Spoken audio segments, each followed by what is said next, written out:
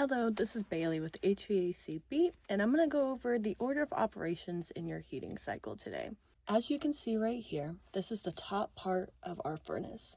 Every furnace is not going to look exactly the same, but every gas furnace should have some of the same exact order of operations in the mechanical side of what it uses and how it uses it. The first part of the heating cycle would, of course, be that your thermostat is calling for heat. When that is calling for heat, the first thing to kick on is your inducer motor. This inducer motor starts to spin and it allows a draft inside the system. Usually this is meant to push out carbon monoxide out of your venting and outside the house. When this is pulling a draft, your pressure switch would be next. Your pressure switch detects that the inducer motor and inducer housing is causing the proper draft.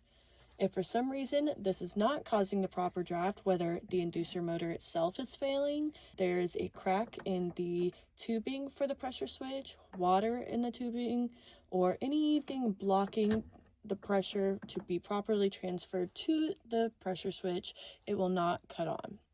If it is properly working, the pressure switch will then close. This tells the system that our inducer motor is working properly, our pressure switch is detecting the right pressure, and it's time to go to the next step. The next step would be your hot surface igniter. Your hot surface igniter is up at the top, and it will receive voltage to start to heat up. Usually when you look inside your furnace during this order of operations, your hot surface igniter will start to glow. When that starts to glow, your gas comes on, and your gas comes in this way and through all the way to the burners. Your gas pressure should be 3.5 water column, and whenever this is triggered to turn on, it opens and closes, so it will open up and allow gas to flow. That gas will then start to go through, and your hot surface igniter will actually ignite the flame. Once your flame is going, it will usually take a few seconds, but then next would be your flame sensor. What this does is just detect the flame and tell the system we have proper flame, it's going how it's supposed to. Once all of your inducer motor, pressure switch, gas, hot surface igniter, and flame sensor have all verified that your furnace is working operationally, then the system will run for a few seconds, and then your blower motor will come on.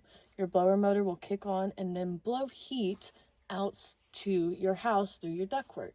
If your blower motor is not set on the proper speed, which is very often looked over, if it is too high, you will then not get the proper heating to the vent of your house because it's blowing too fast and cooling the heat down. Or if it's going too slow, it will then cause your system to start to overheat, and you'll start having limit switch issues or even a rollout switch issue depending on what is going on. So it's important that all of these things are working properly. If in the case your system has been running and one of these switches are triggered, it's always important to have a technician come out and see why, whether your gas is too low or too high, your pressure switch has a blockage, or there's a crack in it, or it's not receiving the right voltage. A rollout switch, which is probably one of the most important, is triggered or calling for a code, because that means there's an issue with the flame itself and could cause combustion. Or you always want to make sure during the season that you have somebody come out to do a heating maintenance to check for carbon monoxide, which can leak from the venting or even from the heat exchanger itself if it's an older system and has a crack. Signs would be rust, especially if you're noticing rust inside the bottom of the furnace, or it's just an older furnace in general. This is Bailey with HVACB, and that is the order of operations in the heating cycle.